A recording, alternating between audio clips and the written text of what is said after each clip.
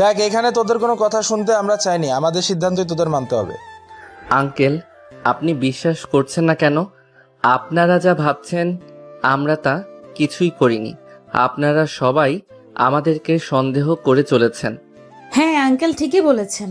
ছেলেটা হঠাৎ করে ওয়াশরুমে ঢুকে পড়ায় আমি তাকে দেখে চিৎকার করে উঠি।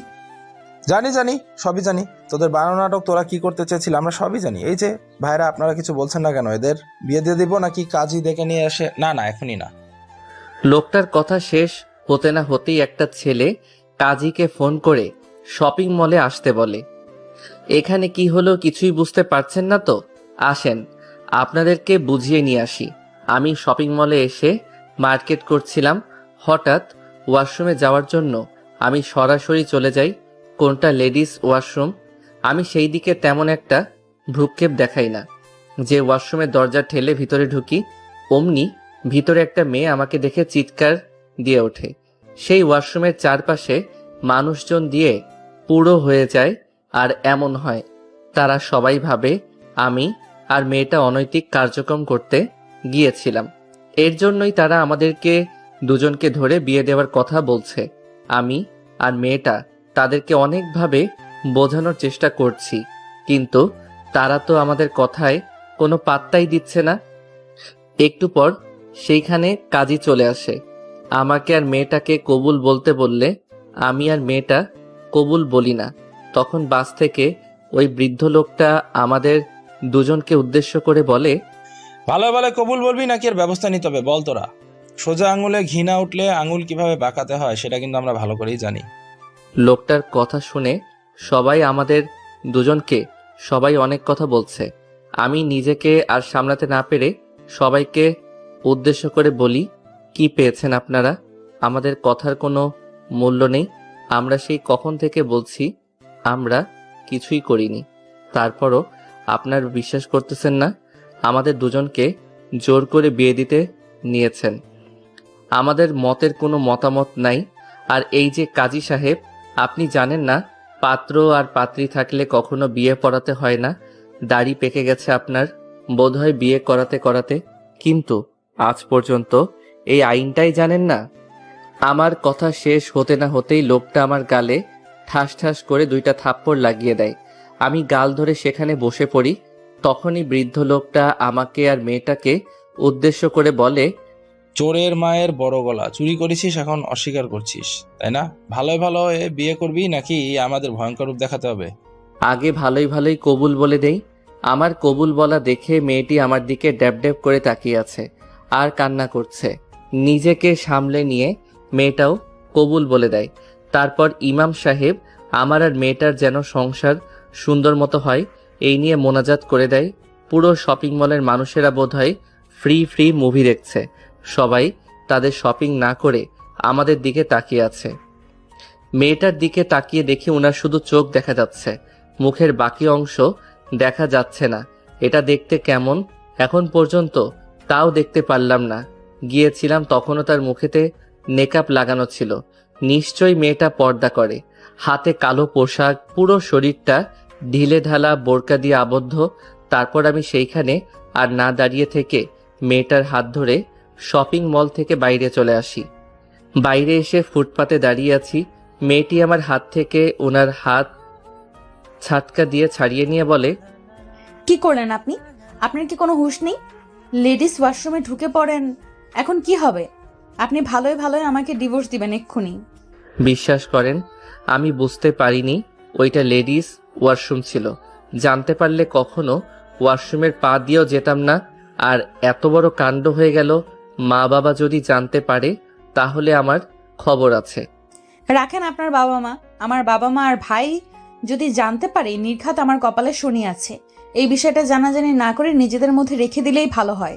সময় মতো আপনি আমাকে ডিভোর্স দিয়ে দিয়েন। আচ্ছা, তা নিয়ে আপনাকে ভাবতে হবে না।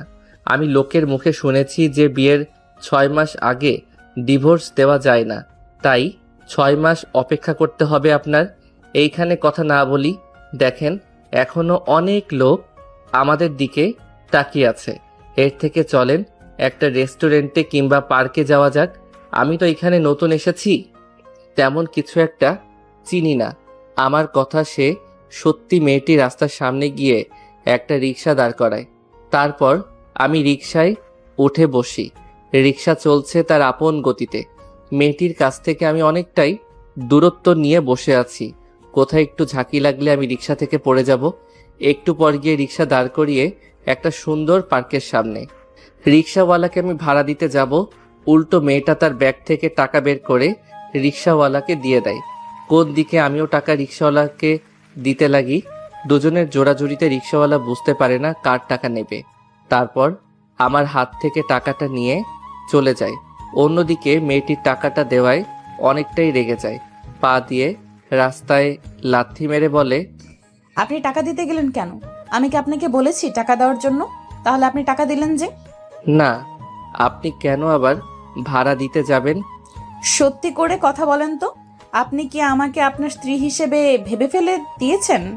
আমি দেখছি আপনি আমাকে সেই শপিং মল থেকেই তীক্ষ্ণ দৃষ্টিতে তাকিয়ে আছেন, আর এখন স্বামীর অধিকার দেখাচ্ছেন। মেয়েটা কথা বলতে বলতে পার্কে লেকের সামনে থাকা চেয়ারে বসে পড়ে। আমিও গিয়ে তার পাশের চেয়ারে বসে পড়ি, অনেকটা দূরত্ব বজায় রেখে। উপরের দিকে তাকিয়ে স্বস্তির নিঃশ্বাস ফেলে তার পোস্টে কি উত্তর দিব ভাবতে লাগি। তারপর তাকে উদ্দেশ্য করে বলতে লাগি, দেখেন, যা হবার তা হয়ে গেছে। ভুলবশত হোক না কেন, বিয়ে তো মানুষের জীবনে একবারই হয়। আমি বলছি মানে আমি চাচ্ছি না আমাদের ডিভোর্স হোক। আপনি আপনার মতো থাকেন, আমি আমার মতো থাকি। আমাদের যখন বিয়ের সময় হবে তখন না হয় দুই ফ্যামিলিকে আমাদের বিষয়টা জানিয়ে দেব। তারা নিশ্চয়ই আমাদের বিষয়টা বুঝতে পেরে কোনো কথা বলবে না। আমি কথাটা একদমে বলে মেয়েটার দিকে তাকাই থাকি। মেয়েটা লেকের দিকে তাকিয়ে আছে এক দৃষ্টিতে। আমি ভাবতে লাগি, এই বুঝি মেয়েটা এখন আবার গালে ঠাস করে থাপ্পড় লাগিয়ে দিবে। সকালে যে কার মুখ দেখে উঠেছি, যেখানে যাচ্ছি সেখানে শুধু অঘটন ঘটাচ্ছি। আবার ধ্যান ভেঙে মেয়েটির কথা শুনে, হ্যাঁ, আমিও তো তাই ভাবছি। বাঙালি মেয়ের বিয়ে একবারই হয়, দ্বিতীয়বার হয় না। যেইভাবেই হোক আমরা এখন স্বামী স্ত্রী, তাই চাচ্ছি এই বিষয়টা না জানাজানি করাই ভালো। আমরা বড় হয়ে আমাদের বিয়ের বয়স হোক, তখন না হয় ফ্যামিলিকে সব কথা জানিয়ে দেব। মেয়েটিকে আবার মতের সঙ্গে একমত দেখে অনেকটা খুশি হই। যাই হোক, পুনরায় আমি তাকে প্রশ্ন করি, আপনি কি পর্দা করেন আর আপনার নাম কি? আমার নাম পপি, আর হ্যাঁ, আমি ছোটবেলা থেকেই পর্দা করি। আজকে শপিংয়ে এসেছিলাম একটা প্রয়োজনে, কিন্তু এসে যা ঘটলো, এর আগে কখনোই শপিংয়ে আসিনি। একা একা বা কিংবা ভাইয়ের সঙ্গে এসেছি। যা ঘটলো তা কখনো ভোলার মতো নয়। তারপর আমি মেয়েটার সঙ্গে টুকিটাকি কিছু কথা বলতে লাগি। সেভাবে বেরিয়ে যায়। অনেক সময় দুপুর গড়িয়ে বিকেল হতে চললো। তখন মেয়েটি অর্থাৎ পপি পুনরায় বলে, ভাইয়াও সরি, আপনি তাহলে থাকেন, আমি বাসায় যেতে হবে। আমাকে অনেকটা সময় হয়ে গেছে, বাবা আমাকে নিয়ে দুশ্চিন্তা করবে। তাদেরকে না বলেই আমি শপিং মলে এসেছিলাম, বাসায় যেতে হবে। আপনি থাকেন, আল্লাহ হাফিজ। কথা বলে সেইখান থেকে উঠে পার্ক থেকে বের হতে চলল। আমি ওনার দিকে এক দৃষ্টিতে তাকিয়ে আছি, কিছু একটা চিন্তা করে। সিট থেকে উঠে দৌড়াতে দৌড়াতে পপির কাছে এসে বলি, আচ্ছা, আপনি ফোন ইউজ করেন না? আপনি যদি ফোন ইউজ করেন তাহলে আপনার ফোন নাম্বারটা আমাকে কি দেওয়া যাবে? হ্যাঁ, ফোন ইউজ করি, আর এটা হলো আমার নাম্বার। আমাকে সময় হলে কল করবেন। আজকে আর কথা বলতে পারছি না, অন্য একদিন কথা বলবো আপনার সঙ্গে। বাসায় যেতে হবে, অনেকটা সময় হয়ে গেছে। আমি এই শহরে নতুন এসেছি। আমি অন্য শহরে থাকতাম, এখানে কলেজে ভর্তি হয়েছি। আর ব্যাচেলারদের এখানে বাসা ভাড়া দেয় না, তাই একটা বন্ধুর বাসায় উঠেছি। তার মা বাবার বোনের জন্য কিছু কেনাকাটা করার জন্য শপিং মলে গিয়েছিলাম। আর গিয়ে যা ঘটলো, মেয়েটির সঙ্গে কথা বলতে বলতে রাস্তায় চলে আসি। তারপর গাড়ির জন্য অপেক্ষা করতে লাগি। একটা রিক্সা আসলে রিক্সাতে মেয়েটি উঠে চলে যায়। দেখি মেয়েটা রিক্সা থেকে মুখ বের করে আমার দিকে তাকায়, পপির সঙ্গে চোখে চোখ লাগায়। পপি অনেকটা লজ্জা পায়। আমি লজ্জা পেয়ে মাটির দিকে তাকিয়ে থাকি। একটু পর প্যান্টের পকেট থেকে ফোনটা বের করে নাম্বারটা সেভ করে জান লিখে যান। যেভাবেই হোক এখন তো দুজনেই স্বামী স্ত্রী, এই বিষয়ে চিন্তা থাকতে হবে। যা হবার তা হয়ে গেছে, তা নিয়ে ভেবে আর লাভ নেই। Past is past. তারপর আমার বন্ধুর নাম্বারে ফোন করি। ফোনে রিং হতে রিসিভ করে ওই পাশ থেকে বলতে লাগে, কিরে, তুই কোথায়? তুই তো এই শহরের কিছু জিনিস না, তাহলে সেই যে সকালে বাসা থেকে বের হয়েছিস, এসে আর তোকে খুঁজে পাওয়া যাচ্ছে না। ফোন করলাম, এতবার রিং হলো, কিন্তু তুই ফোন রিসিভ করিস না। তোকে তো নিয়ে চিন্তা হচ্ছে আমার। একটাবার কি ফোন রিসিভ করে বলা যায় না কোথায় আছিস তুই? আরে থাম থাম, একবারে সব কথা বলবো নাকি তোদের এই শহরটা অনেক ভালো লেগেছে আমার, তাই বাহির দিয়া হাঁটতে একটা পার্কে চলে আসি, সেখানে অনেকক্ষণ বসে থাকি, তারপর আমি পার্কের নামটা বলি। কি, পার্কটা তো আমাদের বাসা থেকে অনেকটা দূরে, তুই ওখানে হাঁটতে হাঁটতে গেলি কি করে? কি হয়েছে তোর? সত্যি করে বল, কি হয়েছে আমার কাছে তুই খুলে বল, সমস্যা নেই। আমি ভাবতে লাগি আদেও কি সৌরভকে বলা যাবে না, থাক এখন ওটা বলি। আরে শালা, কিছু হয়নি, তোকে কয়বার করে বলছি হ্যাঁ এইখানে আয়, আমি দাঁড়িয়ে আছি, তুই তোর বাইকটা নিয়ে জলদি জলদি চলে আয়। কথাটা বলেই আমি ফোন রেখে দেই। এবার আসেন আপনাদের আবার পরিচয় দিয়ে দেওয়া যাক। আমার নাম স্বাধীন শেখ, বাবা মার একমাত্র সন্তান, কিন্তু ছোট্ট একটা বোন আছে। বাবা মা অন্য একটা শহরে থাকে, বাবার ওইখানে ব্যবসা আছে, সেইটা দেখাশোনা করে সে। আমি লেখাপড়ার সুবাদে এইখানে চলে আসি, আরটুকু না হয় গল্পের সাথে থাকেন, ঠিকই বুঝতে পারবেন। আপনাদেরকে পরিচয় দিতে দিতে সৌরভ চলে আসে, আবার সামনে তার বাইকটা ব্রেক করতে আমি বাইকে উঠে বসি। তারপর সৌরভ বাইক চালাতে চালাতে বাসায় চলে আসে। বাসায় এসে দরজায় কলিং বেল দিতেই তাদের বাসার কাজের হয়ে এসে দরজা খুলে দেয়। তারপর আমি আরো সোজা ভাষার মধ্যে চলে যাই, পয়সা রোগে গিয়ে বসে আছি আর আঙ্কেল আন্টির সঙ্গে টুকিটাকি কিছু কথা বলছি। তখনই সেখানে একটা মেয়ে এসে সজীবের বাবার পাশে বসে পড়ে। আমি সেই দিকে একবার তাকিয়ে তার দিক থেকে চোখ সরিয়ে নেই। কোন দিকে মেয়েটি আমার দিকে অবাক হয়ে তাকিয়ে আছে, নিমিষেই তার ধ্যান ভাঙে মায়ের কথা শুনে। কি রে মা, তুই হঠাৎ এখানে আসলি যে? তুই তো সবসময় আমাদের বসে তুই তো আমাদের সঙ্গে সবসময় বসে আড্ডা দিস না, তাছাড়া কোনো রুমের মধ্যে বসে থেকে লেখাপড়া করিস। আর ওইটা হচ্ছে তোর ভাই আর বন্ধু, আমাদের বাসায় থাকবে আজ থেকে। আন্টির কথা শেষ হতে না হতেই মেয়েটি তার ওড়না দিয়ে মুখ ঢেকে দেয়, সেখান থেকে উঠে দৌড়ে চলে যায়।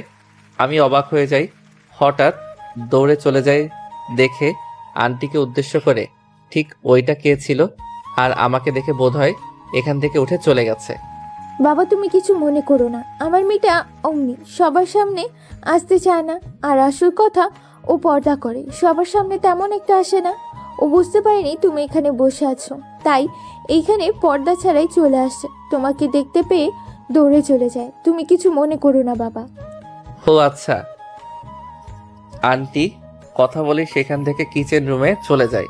আমি আঙ্কেল আর সৌরভ তিনজনে আড্ডা দিতে লাগি, আর আমি ভাবতে লাগি ব্যাটার কাছ থেকে নাম্বার নিলাম, বাদ একবারও ফোন করে জিজ্ঞেস করলাম না সে বাসায় গিয়ে পৌঁছেছে নাকি। তখনই সেইখানে আন্টি চা নিয়ে আসে, তারপর আমাকে আর সজীবকে আর আঙ্কেলের দিকে এগিয়ে দেয়। আমি চা নিয়ে খেতে লাগি, তারপর আরও একটু আঙ্কেল আন্টির সঙ্গে আড্ডা দিয়ে সৌরভ আমাকে নিয়ে উপরে চলে আসে, তারপর একটা রুম দেখিয়ে দেয় আর বলে, শোন, এটা তোর রুম, আর ভুলে ওইদিকে যাবি না, ওইটা আমার বোনের রুম, ও পর্দা করে। তুই ওইদিকে গেলে আর ও যদি তোকে দেখতে পায় তাহলে তোর সঙ্গে খারাপ ব্যবহার করতে পারে। আর আমি জানি আমার বন্ধু মোটেও তেমন ছিল না, তারপরে তোকে বললাম তুই যেন ওইদিকে না যাস। আর এই যে পাশের রুমটা, এটাই আমার, কোনো যদি সমস্যা হয় তাহলে আমাকে বলে দিস কিংবা ফোন করিস, ওকে? আচ্ছা বুঝতে পারছি। তারপর আমি রুমের মধ্যে চলে যাই। রুমে গিয়ে দেখি সাজানো গোছানো আমার ব্যাগগুলো দেখে পাশেই রয়েছে। ব্যাগগুলো খুলে আলমারির মধ্যে জামা কাপড়গুলো রাখতে লাগি। তখনই দরজায় কেউ কড়া নাড়ে। আমি গিয়ে দরজা খুলে দেখি একটা মেয়ে সুন্দর করে তার মুখ হিজাব দিয়ে বেঁধে রয়েছে। আমাকে সালাম দিয়ে বলে, আপনাকে আব্বু আম্মু নিচে খাবার খাওয়ার জন্য ডাকছে, আপনার জন্য সবাই অপেক্ষা করছে, আসেন। কথাটা বলেই সেখান থেকে মেয়েটা চলে যায়। আমি তার চলে যাওয়ার দিকে অবাক হয়ে তাকিয়ে আছি। ছাদে কি ভাবছিস এইগুলো? তুই তো এখন বিবাহিত, এগুলো ভাবিস না, মোটেও ভাববি না। আর মেয়েটার কণ্ঠস্বর কেমন যেন চেনা চেনা লাগলো, মনে হয় কোথায় যেন শুনেছি, কিন্তু মনে করতে পারছি না কিভাবে। এর আগে তো কখন সৌরভের বাসায় আসলে, ওর বোনকে তো আরো চিনি না, তাহলে কিভাবে ও গড কথাটা চিন্তা করতে করতে দরজা আটকে দিয়ে খাবার টেবিলে চলে এলাম। চেয়ারে বসতেই সৌরভের বোন খাবারের প্লেটটা নিয়ে সেখান থেকে উঠে বসার রুমে চলে যায়। তারপর আমি পুনরায় খেতে লাগি, কিন্তু আমার ভালো লাগছে না। আমার জন্য এই বাসার মেয়ে টেবিল থেকে উঠে অন্য জায়গায় গিয়ে খাবে, কেমন দেখায় না। তাই আমি সৌরভকে বলি, সৌরভ তুই কিছু মনে করিস না, আমি তোদের বাসাতে থাকতে পারবো না, আমাকে একটা ফ্ল্যাটের ব্যবস্থা করে দে। আর আমি টুকিটাকি রান্না বান্না করতে পারি, তাও যদি না পারি তখন না হয় কাজের মেয়েরা। শালা চুপ করবি? তোদের বাসায় আমি 5 বছর ছিলাম, কখন আমি তো এমন করিনি। আর এখন তুই আমাদের বাসায় এসে বাইরে থাকবি বাইরে থাকবি বলছিস কেন? এটা কি তোর নিজের বাসা মনে করতে পারছিস না, নাকি তোর খারাপ লাগছে আমাদের এই বাসাটা পছন্দ হয়নি? পছন্দ হবে কি করে? তুই তোর মা বাবার আদরের দুলালি, তোদের তো কোটি কোটি টাকা, বাড়ি ঘর, আর আমাদের সামান্য একটা দালান। আরে না, মোটেও না। তুই যা চিন্তা করছিস তা কিছুই না। আমার এইখানে থাকতে ভালোই লাগছে। মায়ের সমস্ত লোক আন্টির হাতে খাবার খেতে পারছি। কিন্তু তোদের বাসায় কতদিন থাকবো বল? বাইরের মানুষ তো অনেক কথা বলতে পারে, তাই না? আমিও তো তোদের বাসায় ছিলাম প্রায় 5 বছর। বাইরের মানুষ তো কিছুই বলবে না, তোকে তোকে কিছু বলবে না। এখন চুপচাপ আমার হাতের ঘুষি না খেতে চাইলে খাওয়া দাওয়া করবি আর কলেজ করবি, আর একটা কথা বলবি না, বুঝলি? আমি সৌরভের কথার উপরে আর কোনো কথা না বলে খাওয়া দাওয়া শেষ করে আমার রুম দরজা লাগিয়ে দিয়ে খাটে বসে ফোনটা হাতে ফোন করি। আড্ডা দেওয়ার মধ্য দিয়ে অনেকটা সময় পার হয়ে যায়। তখনই স্বাধীনের বাবা বলে, অনেক তো হলো আড্ডা দেওয়া, অনেক ক্ষুধা লেগেছে। আর নতুন বৌমা রান্না করেছে, খেয়ে দেখি কত ভালো রান্না করে। কথাটা বলেই স্বাধীনের বাবা খাবার টেবিলে চলে যায়। অন্যদিকে স্বাধীনের বাবার দেখা দেখি সবাই খাবার টেবিলে চলে যায়। খাবার টেবিলে গিয়ে বসে, তাই পপি সবাইকে খাবার সার্ভ করতে লাগে। স্বাধীনের বাবাকে খাবার দিলে স্বাধীনের বাবা এক লোকমা খাবার খেয়ে পপির দিকে তাকিয়ে বলে, বাহ, তুমি তো অনেক ভালো রান্না করো। বিশ্বাস করো, অনেক সুস্বাদু হয়েছে তোমার খাবারটা। তার মানে আমি রান্না করলে খাবারটা তোমার ভালো লাগে না, স্বাদ হয় না, এটাই বলতে চাচ্ছ? নতুন বৌমা রান্না করেছে আর তার খাবার স্বাদ হয়েছে, তাই তো? কথাটা বলেই স্বাধীনের মা অভিমানী স্বরে অন্যদিকে তাকায়। পপি তাদের কথা শুনে কি বলবে কিছুই বুঝে উঠতে পারছে না। তখন আমতা আমতা করে বলে, মা রেগে যাচ্ছেন কেন? বাবা তো আপনাকে রাগানোর জন্যই কথাগুলো বলেছে। না, নতুন বৌমা পেয়ে তোমার বাবা আমাদেরকে ভুলে গেছে। আমার রান্না স্বাদ হয় না, তোমার রান্না স্বাদ হয়, এটাই বোঝাচ্ছে। হায় আল্লাহ, এতদিন আমি কাকে রান্না করে খাওয়াইলাম, শেষে কিনা সে আমার খাবারে খোঁটা দিচ্ছে। শেষমেশ কিনা আমাকে রান্নার খোঁটা দিচ্ছে, আমার রান্নার স্বাদ হয় নাই এগুলো বলছে। যা সত্যি তাই বললাম, তাতে এত রিয়েক্ট করার কি আছে? আর তুমি অমন করছো কেন? তোমার রান্নার স্বাদ হয় না এটা আমি একবার বলেছি? তোমার রান্নাও স্বাদ হয়, বাট আজকে নতুন বৌমার হাতের রান্নাটা অনেক স্বাদ হচ্ছে, এটাই বলছি আমি। পপি দুজনের কথোপকথন শুনে ভ্যাবাচাকা খেয়ে যায়। কি বলবে কিছুই বুঝতে পারে না। তার জন্যই আজ তাদের দুজনের মধ্যে ঝগড়া লেগে গিয়েছে। পপিকে চিন্তিত হয়ে তাকিয়ে থাকতে দেখে সামিয়া পপির কাছে এসে কানে কানে বলতে লাগে, ভাবি কিছু মনে করো না, আজকে না প্রথম এসেছো যখন, তাহলে প্রত্যেকদিন দেখতে পারবেন দুজনে এমন অভিমান ভালোবাসা। এগুলো কিন্তু তুমি আবার রাগ মনে করো না। দুজনের ভালোবাসা সেই ছোট্ট থেকে দেখে আসছি। তারা দুজন প্রত্যেকদিন এমন ঝগড়া করবে, ঝগড়া দেখতে দেখতে এমন অবস্থা হয়েছে আমার আর ভাইয়ার। বাবা মার ঝগড়া না দেখলে আমাদের যেন দিনটাই ভালো কাটে না। একটু অপেক্ষা করো, তখন দেখবেন দুজনে আবার ঠিক হয়ে যাবে। আরে তুমি বুঝছো না কেন? বৌমার রান্না একদম বাজে হয়েছে, তার মন রক্ষার জন্য আমি বলেছি ভালো হয়েছে। বুঝো না তুমি? নাকি এটাও তোমাকে ভালোভাবে বুঝিয়ে দিতে হবে? ও তাই বলো? হ্যাঁ হ্যাঁ বৌমা, আসলে তোমার রান্না অনেক স্বাদ হয়েছে। তোমার বাবাকে আমি শুধু শুধু বকা দিলাম। এক লোকমা খাবার স্বাধীনের মা তার মুখে দিয়ে কথাগুলো বলে ওঠে পপিকে উদ্দেশ্য করে। সবাইকে খাবার সার্ভ করা শেষ হলে পপি চেয়ার টেনে স্বাধীনের পাশে বসে পড়ে খেতে লাগে। অন্যদিকে স্বাধীন তো রেগে একাকার। তার পাশেই কেন বসলো? সামনে অনেক চেয়ার রয়েছে, তার একটিতে বসতে পারতো, তার পাশেই কেন বসলো? এক লোকমা খাবার খেয়ে সেখান থেকে উঠে পড়ে। কি রে বাবা, কই যাচ্ছিস? খাবার খেয়ে যা। আর হাত ধুলি কেন? মা, আমার ক্ষুধা লাগেনি তাই খাইনি। তোমার খাওয়া দাওয়া করো, আমি রুমে যাচ্ছি।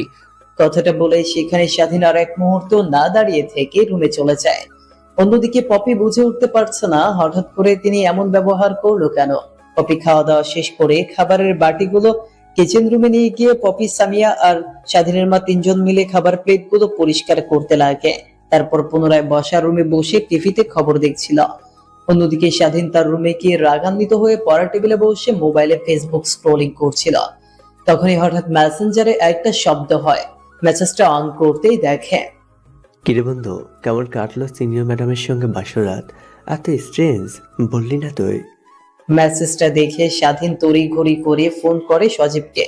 একবার রিং হতেই ফোন রিসিভ করে ওই পাশ থেকে কিছু বলতে যাবে তার আগেই স্বাধীন বলতে লাগে, শালা, তোর জন্য আজ এমন দিনটা দেখতে হচ্ছে আমার। আমি বারবার করে বললাম পালিয়ে যাই পালিয়ে যাই, তুই বললি না বিয়ের দিন কিছু একটা করে বিয়েটা ভাঙবি? তোরা শালা, কিন্তু তোরা তো কিছুই করি না, উল্টো জোর করে বিয়ে করতে হলো আর বাসরাত সেটা বিষয় জানতে চায় শালা। তোদের আগে সামনে পাই, তারপরে তোদের কি করব আমি নিজেও জানি না। দেখ বন্ধু, রাখবি না। আমরা অনেক চেষ্টা করেছি তোর বিয়ে ভাঙানোর জন্য। আঙ্কেলের কাছে অনেকগুলো ফিক নিয়ে গিয়েছিলাম পপি ম্যাডামের, কিন্তু ফিকগুলো দেখো না দেখা বান করে, সে যেন বোঝা যায় আমাদের প্ল্যানটা। তাও আমরা ঠেকেনি, কাজীকে বেঁধে রেখেছিলাম। তখন অন্য একটা কাজীকে নিয়ে গিয়ে তোকে বিয়ে দেয়। আর বল কতভাবে তোর বিয়ে ভাঙানোর চেষ্টা করব। আমরা শেষমেশ কোনো বুদ্ধি না পেয়ে আমরা তোর বাসায় কারেন্টের লাইনটা অফ করে দেই। দেখি তোর বাসায় কারেন্টের লাইন জ্বলছে।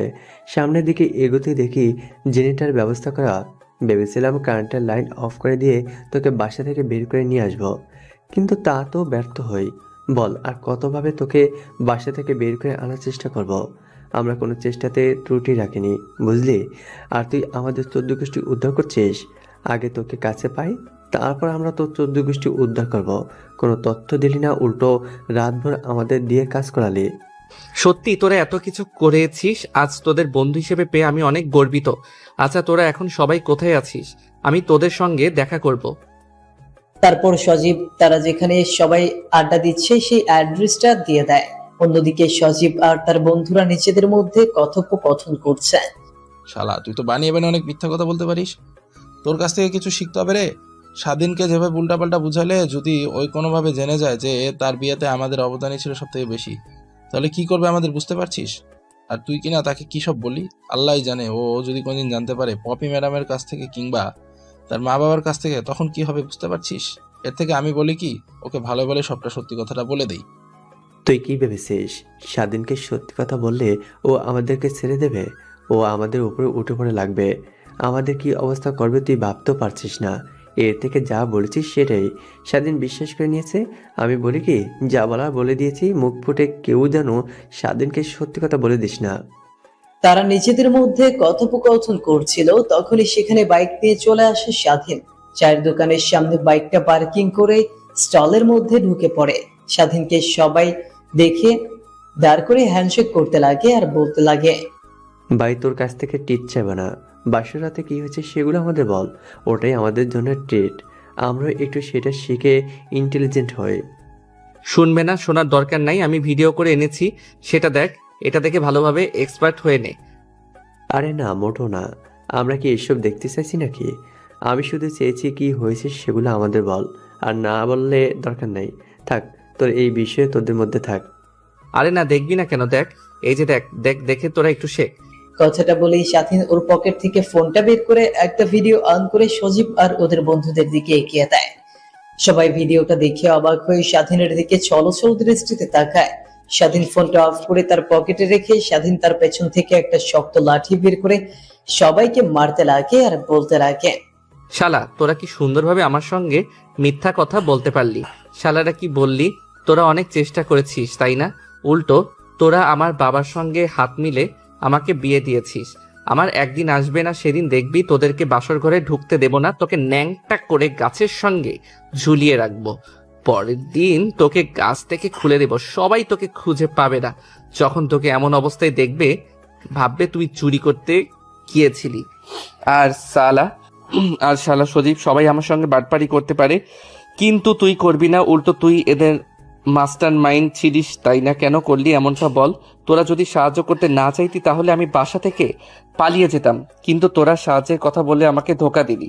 আরে ভাই শোন, তোর বাবা আগে থেকে জানতো তুই পালানোর চেষ্টা করবি, আর আমাদের কাছে থেকে তুই হেল্প চাইছিস। এটা তোর বাবা আমাদেরকে এসে বলেছে। আমরা বুঝতে পারি তোর বাবা হয়তো তোর প্ল্যান বুঝে গেছে, তাই আমরা তোর বাবার সঙ্গে হাতে হাত মিলাই। তোর বাবা আমাদেরকে বলে আমরা যদি তোকে বিয়ে দিতে সাহায্য করি তাহলে আমাদেরকে ট্রিট দেবে। শালা, সামান্য একটা ট্রিটের জন্য তোরা এত কিছু করতে পারলি? তোরা যদি আগে বলতি তাহলে তোদেরকে টাকা দিয়ে দিতাম, যত টাকা চাইতি তত টাকা দিয়ে দিতাম। এই জীবনে কি তোরা আমার কাছ থেকে কম ট্রিট নিয়েছিস? তারপর তোরা এমনটা করলি কেন বল? আরে ভাই বিশ্বাস কর, তোর বাবা আমাদের হাত পর্যন্ত ধরেছিল যেন তোকে আমরা ম্যাডামের সঙ্গে যেভাবেই হোক বিয়ে দিতে পারি। তোর বাবাকে আমরা আর না করতে পারিনি, এটাই ছিল প্রধান কারণ। তাছাড়া আমরা যেভাবেই হোক তোকে বিয়ের মঞ্চ থেকে হোক উঠিয়ে নিয়ে আসতাম। সজীবের কথা শুনে স্বাধীন চিন্তার মধ্যে ডুব দেয়। হঠাৎ করে তার বাবা কেন সজীবদের হাতে ধরতে যাবে, আর তাকে বিয়ে দেওয়াতে এত উঠে পড়ে লেগেছিল কেন বুঝতে পারে না।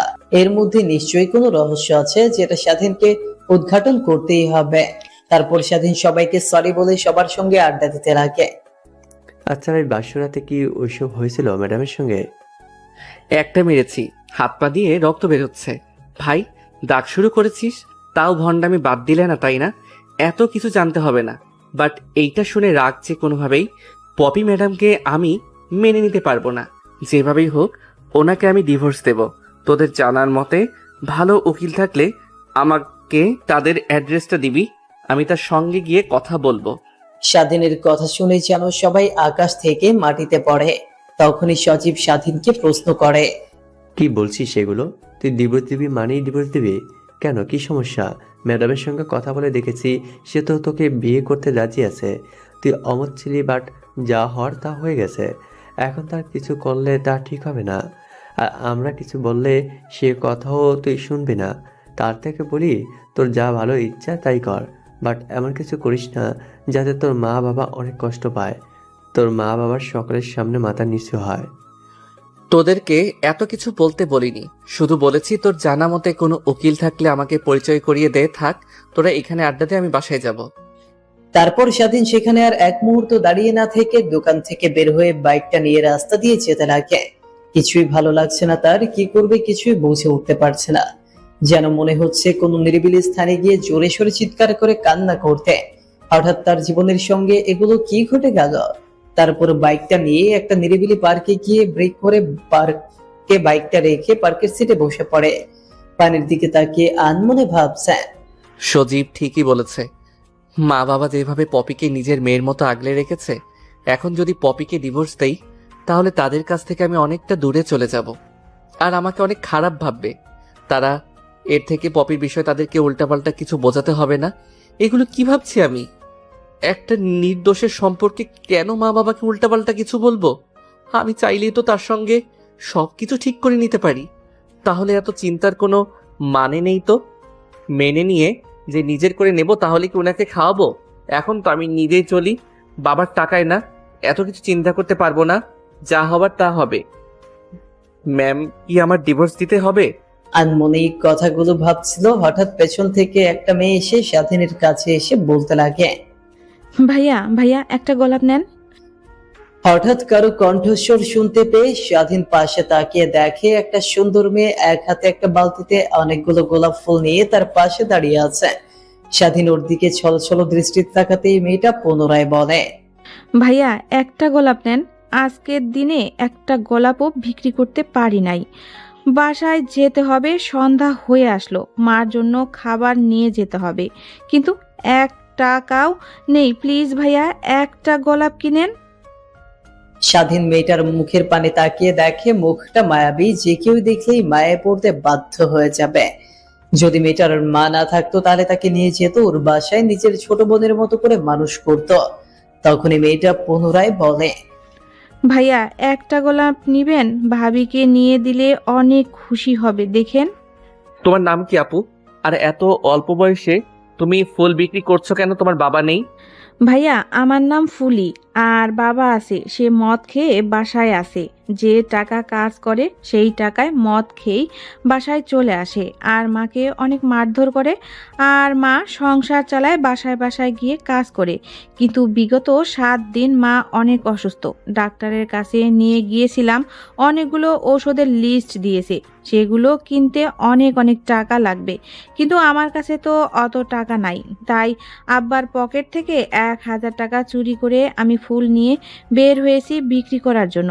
এই ফুলগুলো বিক্রি করে যেটা পাবো সেই টাকা বাসায় নিয়ে গিয়ে খাবার কিনে তারপর রান্না করব।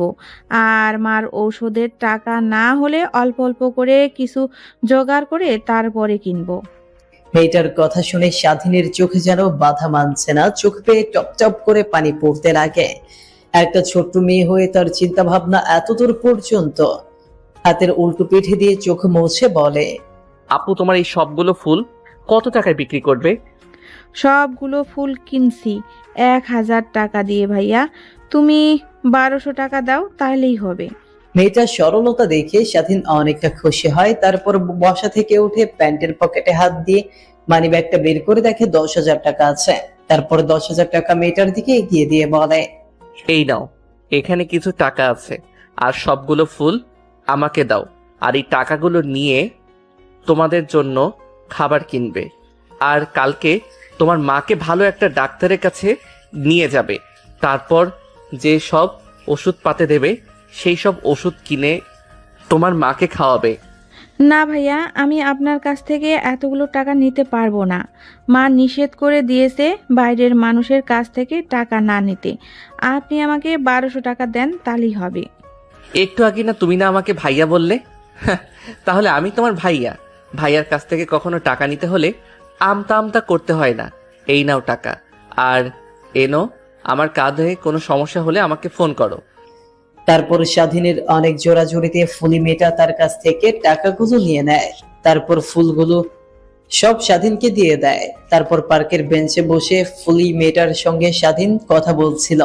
অনেকটা সময় পার হয়ে যাওয়ার পর ফুলি মেয়েটা সেখান থেকে চলে যায়। স্বাধীন আর না বসে থেকে বাইকটা নিয়ে সোজা বাসার উদ্দেশ্যে রওনা হয়। একটু পর বাসায় চলে আসে। দরজায় কলিং বেল দিতেই কাজের মেয়ে এসে দরজা খুলে দেয়। স্বাধীন এদিকে না তাকিয়ে সোজা তার রুমে চলে যায়। ফোনটা টি টেবিলে রেখে ওয়াশরুমে চলে যায়। অন্যদিকে পপি স্বাধীনের মা বাবা আর বোনের সঙ্গে আড্ডা দিচ্ছিল। স্বাধীনকে তার রুমের দিকে যেতে দেখে সেখানে আর না বসে থেকে বসা থেকে উঠে পপি তার রুমের দিকে যেতে লাগে। রুমে গিয়ে টি টেবিলে ফুল দেখে অনেকটা খুশি হয়, কারণ পপির অনেক গোলাপ ফুল পছন্দ। টি টেবিলের উপর থেকে গোলাপ ফুলগুলো হাতে নিয়ে শুকতে লাগে। ঠিক তখনই দরজা খট করে খুলে যায়। ওয়াশরুম থেকে স্বাধীন বের হয়। ফুলগুলো পপির হাতে দেখে অনেকটা রেগে যায়। বাথরুম থেকে বের হয়ে দৌড়ে পপির কাছে এসে ওর হাত থেকে ফুলগুলো কেড়ে নিয়ে মাটিতে রেখে পা দিয়ে পিষতে লাগে ফুলগুলো দুমড়ে মুচড়ে যায়, নষ্ট হয়ে যায়। পপি সেদিকে হা হয়ে তাকিয়ে আছে। কি করছে এগুলো? টাকা দিয়ে ফুল কিনে নিয়ে এসে ফুলগুলো এইভাবে নষ্ট করছো কেন তুমি? আমি ফোন কিনে নিয়ে এসে নষ্ট করব না কি করব আমি আপনার কাছ থেকে জানতে চাইনি। আর আপনার সাহস কি করে হয়? আমি ফুল কিনেছি আর আপনি সেই ফুলগুলো হাতে নিয়ে সুগন্ধ নিচ্ছেন। আমি ভেবেছি আমার জন্য ফুল এনেছো, আর গোলাপ ফুল আমার অনেক পছন্দ সেই ছোটবেলা থেকে, তাই আমি ফুলগুলো হাতে নিয়ে সুগন্ধ নিয়েছিলাম। আমি জানতাম না যে তুমি ফুলগুলো অন্য কারোর জন্য এনেছিলে। সরি। স্বাধীনকে আর কোনো কথা বলতে না দিয়ে পপি রুম থেকে চলে যায়। কান্না করতে করতে সোজা ছাদে চলে যায়। স্বাধীন পপির যাওয়ার দিকে তেমন একটা ভ্রুক্ষেপ না করে পুনরায় খাটে এসে আধশোয়া হয়ে বসে ফেসবুক স্ক্রলিং করছিল। তখনই একটা মেইলি ফেসবুক অ্যাকাউন্ট থেকে ধুম করে একটা মেসেজ আসে। স্বাধীন মেসেজটা অন করে দেখে পপি অন্য একটা ছেলের সঙ্গে খারাপ কাজে লিপ্ত হয়ে আছে, আর পাশ থেকে একটা ছেলে ভিডিও করছে। তখনই স্বাধীনের মনে পড়ে যায় বাসর ঘরের কথা। তাহলে একটা মেয়ে এমন কাজ করে ভার্জিন হয় কি করে? স্বাধীনের পুরো মনে আছে মেয়েটা ভার্জিন ছিল। তাহলে এমন কিভাবে হতে পারে? আনমনে কথাগুলো ভাবছিল স্বাধীন। তারপর মেয়েটি মেসেজ করে, কে আপনি? বাট ওই পাশ থেকে কোনো রিপ্লাই আসে না, অফলাইন হয়ে গেছে আইডিটা। তখনই স্বাধীন তার রুম থেকে বের হয়ে নিচে চলে আসে, পপিকে খুঁজতে লাগে। নিচে পপিকে দেখতে না পেয়ে সামিয়াকে ডাক দিয়ে বলে, কে সামিয়া? তুই তোর ভাবিকে দেখেছিস? কখন থেকে দেখছি না যে কই গেছে জানিস কি? নিজেও দেখছি না, আমার সঙ্গে দেখছি না, বাবা মার সঙ্গে তো আড্ডা দিচ্ছে না, তাহলে কই গেল সে? ভাইয়া তুমি কি একবারও খেয়াল করে দেখেছো? ভাবি কিন্তু প্রায় গিয়ে ছাদে দাঁড়িয়ে থাকে, শহরের মনোমুগ্ধকর পরিবেশটা উপভোগ করে। তুমি যে একবার ছাদে দেখো, দেখবে ভাবি আসছে নিশ্চয়ই। তারপর স্বাধীন বসার রুম থেকে উঠে সোজা ছাদে চলে যায়। ছাদে গিয়ে দেখে পপি একা হয়ে বাহিরের দিকে তাকিয়ে আছে। ওর কাছে গিয়ে পেটে হাত দিয়ে পাশে ঘুরিয়ে দেখে কান্না করছে। নিমিষে পপি তার হাত দিয়ে চোখের জল মুছে স্বাধীনের দিকে তাকিয়ে, কি হয়েছে তোমার হঠাৎ করে? পেছন থেকে এমন ভাবে আচমকা টান দিলে কেন? পপিকে আর কোনো কথা বলতে না দিয়ে স্বাধীন তার ফোনটা অন করে ভিডিওটা প্লে করে পপির দিকে এগিয়ে দেয়। পপি ভিডিওটা দেখে অবাক হয়ে যায়, স্বাধীনের দিকে বড় বড় দৃষ্টিতে তাকিয়ে বলে, বিশ্বাস করো তুমি, এগুলো সব বানোয়াট, এডিট করা। এসব আমি মোটেও করিনি। হয়তো তোমাকে কেউ একজন আমার বিষয়ে ভুল বলেছে, তাই হয়তো তুমি আমাকে মেনে নিতে পারছো না স্ত্রী হিসেবে, তাই তো? স্ত্রী হিসেবে মেনে নাও বা না নাও, কিন্তু একটা কথা বিশ্বাস করো যে এগুলো সব এডিট করা। এগুলোর সঙ্গে আমি একদমই করিনি। আমার জানা মতে আপনার কোনো শত্রু নেই যে আপনার ভিডিও এডিট করে আমার কাছে দেবে। আর কারো মনে ঠেকা পড়ছে যে আমাদের সংসারের আগুন জ্বালাতে আসবে। নিশ্চয়ই আপনি এমন কিছু করেছেন, না হলে কখনোই এই ভিডিওটা কোনোভাবে এডিট করা আমার মনে হচ্ছে না। স্বাধীনের কথা শেষ হতে না হতেই পপি স্বাধীনের পায়ের নিচে স্বাধীনের পা ধরে বলতে রাখে, বিশ্বাস করো, এগুলো সব বানোয়াট এডিট করা ভিডিও। ওই মেয়েটা আমি না, হয়তোবা অন্য কেউ ছিল। পপিকে লাথি দিয়ে ছাদ থেকে খটখট করে নিচে চলে আসে। অন্যদিকে পপি ছাদে দাঁড়িয়ে আনমনে ভাবছে কে বা কারা তাদের সংসারে এমন ভাবে আগুন জ্বালাচ্ছে, স্বাধীনকে ভুল বোঝাচ্ছে। তখনই হাতে থাকা ফোনটা বের করে পপি তার এক বন্ধুকে ফোন করে। আজ সূর্য কোন দিক দিয়ে উঠেছে? তুই আমাকে ফোন করলে? তুই তো কোনো উপকার ছাড়া আমাকে ফোন করিস না, আর মনে না হলে তো প্রশ্নই আসে না। তা আমি তোকে এখন কি উপকার করতে পারি যার জন্য ফোন করলি? আরে না, মোটেও না। আসলে কলেজ নিয়ে অনেক ব্যস্ত থাকায় কাউকে ফোন করতে পারি না, খোঁজ খবর নিতে পারি না। এর জন্য তোরা কিছু মনে করিস না। আর হ্যাঁ, একটা প্রয়োজনে তোকে ফোন করলাম। সেটা তো আমি ভালো করে জানি। এখন বল কিভাবে তোকে সাহায্য করতে পারি আমি। তোর হোয়াটসঅ্যাপে আমি একটা ফেসবুক আইডি দিচ্ছি। ওই ফেসবুক আইডিটা হ্যাক করবি, আর দেখবি রিসেন্টলি একটা ভিডিও পাঠাইছে। ওই ভিডিওটা এডিট করা, আর ওই ভিডিওটা এডিট করেছে কে আর কোন মেসেঞ্জার থেকে পাঠাইছে, তার নাম পরিচয় কি, এগুলো জেনে আমাকে বলবি। কিরে, তোর কি হয়েছে? হঠাৎ এমন করে বলছিস কেন? আর কার আইডি? কিসের আইডি? কিসের ভিডিও? কিছু তো বুঝতে পারছি না। বুঝবো তারপর না হয় দেখছি বিষয়টা আমি ভালো করে। আসলে তোদের কাউকেই বলা হয় না, আমি আমার কলেজে একটা স্টুডেন্টকে বিয়ে করেছি। সে আমাকে কোনোভাবে তার স্ত্রী হিসেবে মেনে নিচ্ছে না। এর মধ্যে তাকে একটা ফেক আইডি দিয়ে কে বা কারা যেন আমার এডিট করা একটা নষ্ট ভিডিও তার কাছে পাঠাইছে। এতেও অনেকটা রেগে গিয়ে আমাকে উল্টাপাল্টা কথা বলছে। ও আচ্ছা, এই ব্যাপার। তুই একটু ওয়েট কর, আমাকে 3টা ঘন্টা সময় দে, আমি সবকিছু ইনফরমেশন তোকে দিয়ে দেবো। স্বাধীন ছাদের ওপর থেকে নেমে তার রুমের দিকে যাচ্ছিল। স্বাধীন তার বাবা মায়ের রুম অতিক্রম করতেই তার বাবা আর মায়ের কথোপকথন শুনে রুমের সামনে দাঁড়িয়ে যায়। আসলে কিভাবে যে বন্ধুকে বলবো বুঝতে পারছি না। মূলত আমার উদ্দেশ্য ছিল এটাই। শপিং মলটা অবস্থা একদম নাজেহাল। ফলক কাছে দিন দিন ডাউন হয়ে যাচ্ছে। নতুন ভবন তৈরি না করলে 2-1 বছরের মধ্যে শপিং মলটা ভেঙে পড়বে। সরকার অনুমতি পাশ হয়ে গেছে কতদিন আগে, তাই বন্ধুর কাছে কিছু টাকা চাইছি। দেখো দেয় নাকি, বিনিময়ে বলছে তার মেয়েকে আমার ছেলের সঙ্গে বিয়ে দিতে, তাই রাজি হয়ে গেছে। স্বাধীন যদি কোনোভাবে জানতে পারে তাকে বিক্রি করা হয়েছে, তাহলে কি মনে করবে বলো? আর তোমার ছেলের থেকে, আর আমার ছেলে থেকে এত বয়স্ক মহিলাকে বিয়ে করেছো।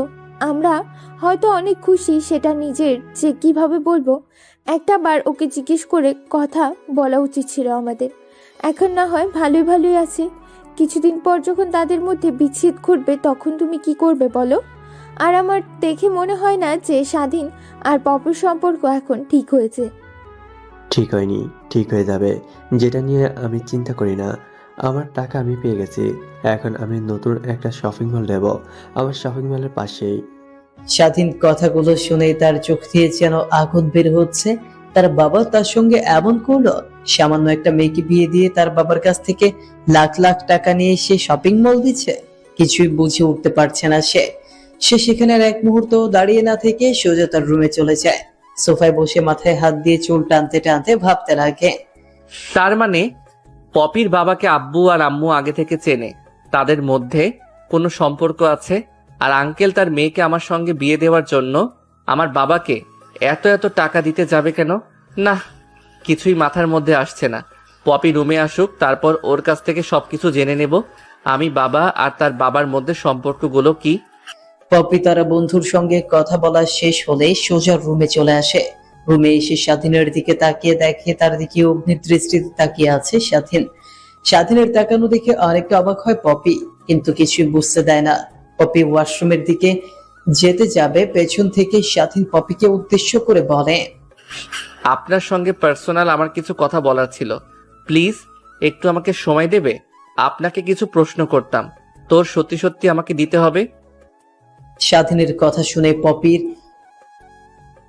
এখানে আর দাঁড়িয়ে না থেকে স্বাধীনের সামনে এসে সোফায় বসে পড়ে। স্বাধীনকে উদ্দেশ্য করে বলতে রাখে, তুমি আমাকে যে কোনো বিষয় সম্পর্কে জানতে চাইলে আমি সব সত্যি বলবো। বাট একটা সত্যি কথা কি তুমি জানো, যে ভিডিওটা সকালে দেখাইছো আমাকে, ওই ভিডিওটা সম্পূর্ণ মিথ্যা।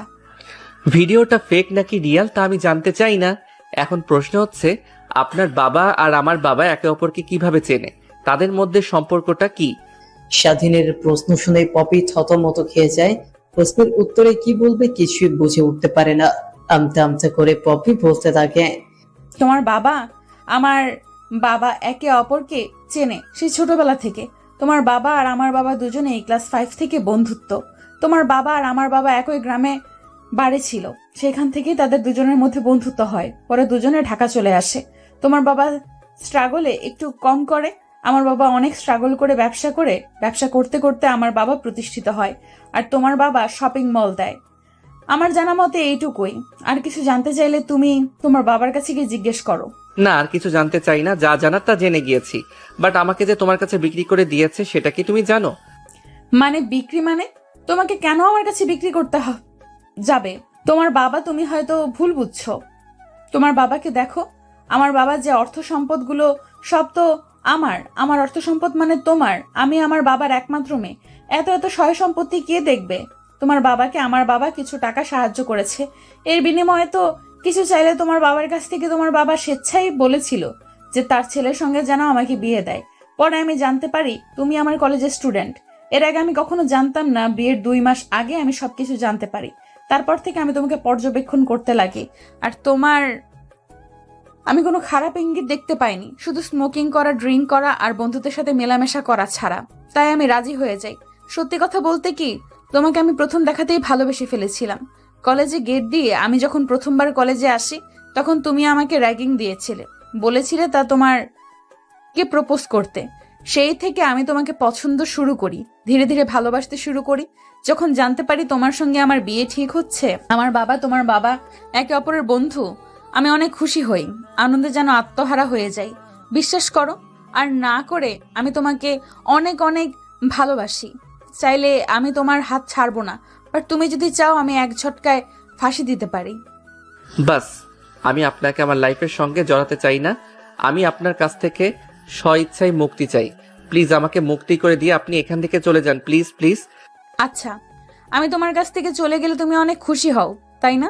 তোমার কাছে এসেছে একটা জিনিস চাইবো, তুমি দিলে আমি স্বেচ্ছায় বাসা থেকে চলে যাব তোমার কাছে। আর আমি কখনো স্ত্রীর অধিকার নিয়ে আসবো না, তোমার সামনে আমি দাঁড়াবো না। দেওয়ার মতো তো কিছুই নেই আমার কাছে। যদি সামর্থ্য থাকে তাহলে আমি আপনাকে দেব। বেশি কিছু চাই না, তোমার বাচ্চার মা হতে চাই আমি। তুমি আমাকে বাচ্চার মা করে দাও, তারপর আমি তোমার কাছ থেকে স্বেচ্ছায় চলে যাব। তোমার শেষ অবলম্বনটা আমি আগলে রেখে সারা জীবন তোমার জন্য অপেক্ষা করব। কি? কখনোই না। যা হবার হয়েছে, না বুঝে না শুনে কিন্তু আর হবে না। আচ্ছা, তাহলে আমাকে আজকের রাতটা এই বাসাতে থাকতে দাও, কালকে সকালে না হয় আমি বাসা থেকে চলে যাব। কথাটি বলে পপি কান্না করতে লাগে। হাতের উল্টো পিঠে দিয়ে চোখের জল মুছে রুম থেকে বের হয়ে চলে যায়। পপির অশ্রু দেখে স্বাধীনের মনে যেন বিন্দু মাত্র মায়া জন্মালো না। পুনরায় ফোনটা হাতে নিয়ে পপি অন্য একটা ছেলের সঙ্গে আপত্তিকর ভিডিও অনেকগুলো আসতে লাগে। স্বাধীন সেগুলো না দেখে আইডিটা ব্লক করে দেয়। একটু পরে ঘুমের মধ্যে চলে আসে। স্বাধীনের বোন হাতে একটা গ্লাসে দুধ নিয়ে স্বাধীনের দিকে এগিয়ে দিয়ে সামিয়া বলতে লাগে, ভাইয়া, মা তোকে এই দুধের গ্লাসটা দিতে বললো। কিছুদিন পরে তো তোর এক্সাম শুরু হবে। এখন কি একটু লেখাপড়া মনোযোগ দিয়ে দেখবি, ভালো রেজাল্ট করতে পারবি। আমি কি এখনো ছোট বাচ্চার মতো আছি নাকি যে গ্লাস ভর্তি দুধ খেতে হবে? যা, তুই ছোট বাচ্চা, তুই দুধ খেয়ে পড়ালেখায় মনোযোগ দে। আমি তো দুধ খেয়ে তোর জন্য আনলাম। এখন কোনো কথা না বলে ডক ডক করে দুধটা খেয়ে নে, ভালো বাচ্চার মতো। না হলে কিন্তু আমি মার কাছে গিয়ে বলে দিব তুই দুধ খাসনি। স্বাধীন সামিয়ার হাত থেকে দুধের গ্লাসটা নিয়ে ঠকঠক করে খেতে লাগে। দুধের গ্লাসটা ফাঁকা করে সামিয়ার দিকে এগিয়ে দিতেই গ্লাসটা নিয়ে সেখান থেকে চলে যায়। স্বাধীনের মাথাটা অনেক ব্যথা করায় সেখানে আর না বসে থেকে খাটে গিয়ে শুয়ে পড়ে। পরের দিন সকালবেলা ঘুম ভাঙে, স্বাধীনের মুখে সূর্যের আলো পড়ায়। পুরো শরীরটা ব্যথা হয়ে আছে, যেন রাতভর অনেক কষ্ট করেছে, মারামারি করেছে। হয়তো কারো সঙ্গে খাট থেকে উঠতে যাবে, নিচে তাকিয়ে দেখে তার পরনে কোনো কাপড় চোপড় নাই। ভাবতে লাগে রাতে ঘুমানোর সময় তো সবকিছু ঠিকই ছিল, তাহলে সকালে ওঠার পর সবকিছু উধাও হয়ে গেল কোথায়, কিছুই তো বুঝে উঠতে পারছে না।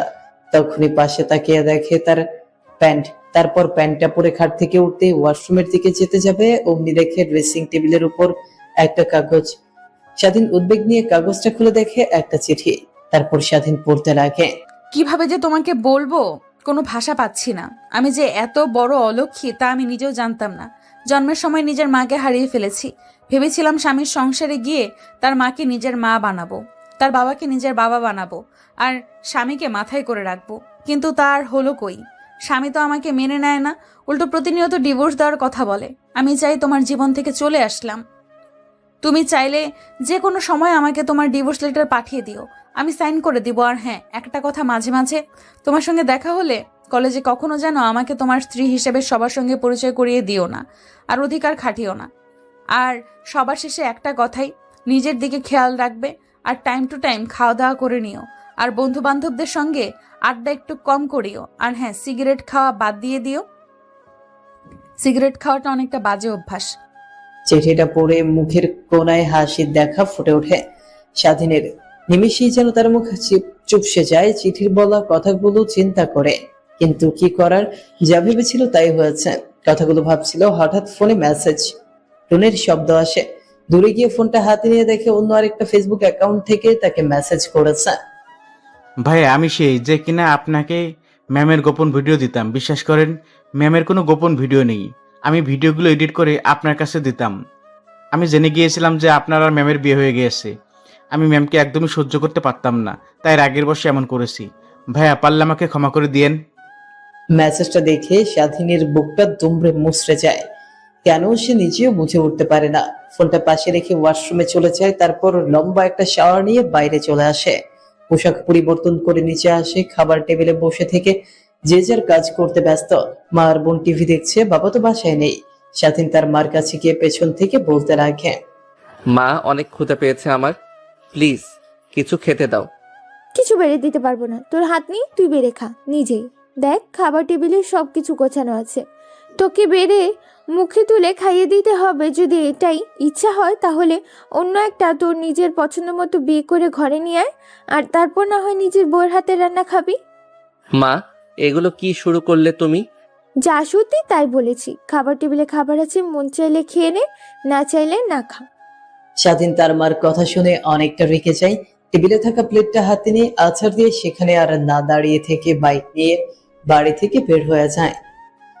বাইক চালাতে চালাতে একটা রেস্টুরেন্টে চলে আসে। তারপর রেস্টুরেন্টে ঢুকে খাবার অর্ডার দিলে খাবার খেয়ে নেয়। দীর্ঘ সময় বন্ধুদের সঙ্গে আড্ডা দিয়ে কাটিয়ে ফেলে।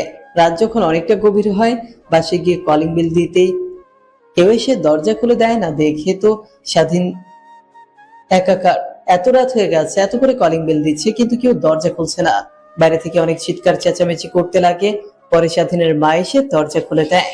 সে কখন থেকে ডাকছে তোমাদের দরজার সামনে দাঁড়িয়ে থেকে? তোমাদের কি আমার ডাক কানে যায় না নাকি? এত করে ডাকছি, দরজা খোলার নামগন্ধ নেই। রাত 12টা 1টায় বাসায় ফিরবি, বন্ধুদের সঙ্গে আড্ডা দিয়ে তোর জন্য এত রাত বসে থাকবে কে বল? রাত জাগতে পারবো না। সময় মতো বাসায় না ফিরলে এমনই হবে। আজকে দরজাটা খুলে দিলাম, কিন্তু অন্যান্য দিন দরজাটাও খুলতে পারবো না বলে দিলাম। মা, তোমার আচরণ, বিহেভিয়ার চেঞ্জ কেন? কি হয়েছে? আমি কি এমন ভুল করলাম তোমরা এমন করছো? দেখ, তোকে কিছু বলতে চাই না, যা বোঝার তুই ঠিকই বুঝতে পারছিস। না বোঝার ভান করিস না। আমার একদম পছন্দ হয় না। যা, তোর রুমে চলে যা, আমার অনেক ঘুম পাইছে, আমি ঘুমাবো। কথাটা বলেই স্বাধীনের মা দরজা লাগিয়ে দিয়ে তার রুমে চলে যায়। অন্যদিকে স্বাধীন এক পা করে তার রুমের দিকে এগুচ্ছে আর ভাবছে। তার মানে পপি ম্যাডাম বাসা থেকে চলে যাওয়ায় সবাই আমার উপর রেগে আছে। আর কোনো চিন্তা না করে স্বাধীন তার রুমে গিয়ে ঘুমিয়ে পড়ে। পরদিন সকালবেলা ঘুম ভাঙতেই ঘড়ির দিকে তাকিয়ে দেখে বেলা 12টা বেজে গেছে। এত বেলা হয়ে গেল, এখন পর্যন্ত কেউ তাকে ডাকতে এলো না। অন্যান্য দিন এত বেলা হলে তাকে ডাকার জন্য মা নয়তো বোন আসতো, কিংবা পপি আসতো, কিন্তু আজ কেউ আসলো না। দিন দিন মা বাবা বোনের ব্যবহার কেমন যেন লাগছে। স্বাধীনের জন্য বাসায় থেকেও সে অন্য গ্রহে বাস করে। এভাবে কেটে যায় অনেকটা দিন। স্বাধীন তেমন একটা কলেজেও যায় না। অনেকদিন পর আজ কলেজ যাচ্ছে। কলেজে গিয়ে তার গাড়িটা পার্কিং লটে রেখে সে শিমুলতলায় গিয়ে আড্ডা দেওয়ার ওইখানে গিয়ে স্বাধীন তার বন্ধুদের সঙ্গে গিয়ে আড্ডা দিতে লাগে। সেভাবে অনেকটা সময় কেটে যায়। তারপর এক এক করে সবাই ক্লাসরুমে চলে আসে। স্বাধীন তাদের সঙ্গে ক্লাসরুমে গিয়ে সিটে বসে ক্লাস করতে লাগে। যখন পপি ম্যাডামের ক্লাস আসে তখন স্বাধীন রুম থেকে বের হতে যাবে, তখন স্বাধীনের বন্ধুরা তাকে জোর করে ক্লাসে রেখে দেয়। পপি ম্যাডাম ক্লাসে এসে স্বাধীনের দিকে তাকাতেই তার মুখ ফ্যাকাশে হয়ে যায়, কারণ এই স্বাধীন একদম শুকিয়ে গেছে, মুখ চোখ একদম কালো বর্ণ ধারণ করেছে, ঠিক মতো খাওয়া দাওয়া করে না, ঠিক করে ঘুমায় না। পপির চোখ দিয়ে এক ফোঁটা অশ্রু গড়িয়ে পড়লে পপি নিমিষেই তার হাত দিয়ে মুছে নেয়।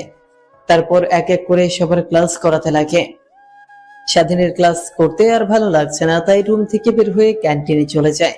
ক্যান্টিনে খাবার খেয়ে লেকের পাশে যাচ্ছিল, তখন লেকের সাইডে থাকা জঙ্গলে চিৎকার শুনতে পায়। তখন স্বাধীন সেদিকে গিয়ে দেখে অনেকগুলো ছেলে একটা মেয়ের সঙ্গে জোর জবরদস্তি করছে। তখন স্বাধীন গিয়ে দেখে জুনিয়র ছেলে পেলে স্বাধীন এপাশ ওপাশ তাকিয়ে একটা লাঠি দেখতে পায়, সেটা তুলে নিয়ে প্রত্যেককে মারতে লাগে। স্বাধীনের মার খেয়ে সবাই সেখান থেকে দৌড়াতে দৌড়াতে চলে আসে। তারপর স্বাধীন তার শার্ট খুলে মেয়েটির দিকে না তাকিয়ে এগিয়ে দিতেই মেয়েটিও তার শরীরে জড়িয়ে নেয়। তারপর স্বাধীন মেয়েটির হাত চেপে ধরে জঙ্গল থেকে বের হতে লাগে। তখনই ওই দিক দিয়ে পপি লেকের পাড়ে যাচ্ছিল। স্বাধীন আর মেয়েটিকে এমন অবস্থায় দেখতে পেয়ে পপি অন্য কিছু একটা বুঝে নেয়, দৌড়ে স্বাধীনের কাছে এসে ঠাস ঠাস করে থাপ্পড় লাগিয়ে দিয়ে বলে, কুত্তার বাচ্চা, এতদিন তো ড্রিঙ্ক করতি, নেশা করতে, এখন মেয়েদের সঙ্গেও নোংরামি শুরু করেছিস। কি ক্ষতি করেছিল মেয়েটা তোর? তোর তো স্ত্রী আছে, চাইলে তার কাছে গিয়ে ভোগ করতে পারতি, তা না করে অন্য একটা মেয়ের সঙ্গে। ছি, বলতেও ঘৃণা হচ্ছে আমার। তোকে আমার কলেজ থেকে বের করে দেব, যেইভাবেই হোক, প্রিন্সিপাল স্যারকে বলে। আর এই মেয়ে, তুমি আসো, তুমি সাক্ষী দিবে।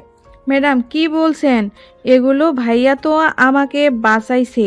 আমার ক্লাসে কিছু বখাটে ছেলে পেলে আমাকে ক্যান্টিন থেকে জোর করে তুলে জঙ্গলে নিয়ে আসে। তারপর আমার সঙ্গে যখন খারাপ কাজ করতে যাবে তখন ভাইয়াটি তাদের হাত থেকে আমাকে রক্ষা করে। আর আপনি ভাইয়াটিকে কেউ ভুলভাল বলছেন বলেন তো, যদি পারেন আপনি ওই ছেলেগুলোকে এই কলেজ থেকে বের করে দিন। ওই ছেলেগুলো অনেক খারাপ, অনেক মেয়ের সঙ্গে বাজে কাজ করে, অনেক মেয়েকে টিস করে, তাদের জ্বালাতে অনেক মেয়ে কলেজে আসতে চায় না।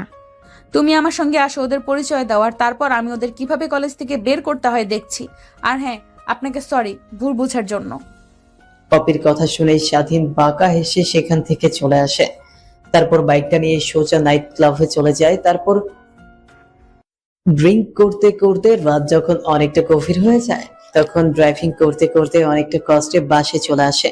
বাসে এসে দরজার কলিং বেল দিচ্ছে, তো দিয়ে চলেছে। প্রায় 1 ঘন্টা হবে কলিং বেল দিয়েছে। স্বাধীনের মা বিরক্ত হয়ে রুম থেকে এসে দরজা খুলে দেয়। তখন স্বাধীন সোজা তার রুমে চলে যায়। কোনো মতে তার রুমে গিয়ে ধপাস করে খাটে পড়ে যায়, আর কিছু তার মনে নাই। পরদিন সকালবেলা মাথা ঝিমঝিম করছিল, খাট থেকে উঠে ওয়াশরুমে চলে যায়। গোসল করে বাইরে এসে দেখে একটা বেঁচে গেছে। দিন দিন সবার অবহেলার শিকার হচ্ছে সে। অন্যদিকে মা, তুমি চলে যাওয়ার পর ছেলেটা কেমন যেন হয়ে গেছে, সবকিছুতেই অমনোযোগী। অনেক রাত করে বাসায় ফিরে ড্রিঙ্কস করে, বাসায় ফিরে কিছুই বুঝতে পারছিস না। ড্রিঙ্কস করে বাসায় ফিরে কিছুই বুঝতে পারছি না। আর ওকে আমরা অনেক অবহেলা করছি, কিন্তু ও কিছুই বলতে পারছে না। দেখেন মা, যেখানে আপনার ছেলে আমাকে পছন্দ করে না, আমি তার সঙ্গে কিভাবে থাকবো বলেন?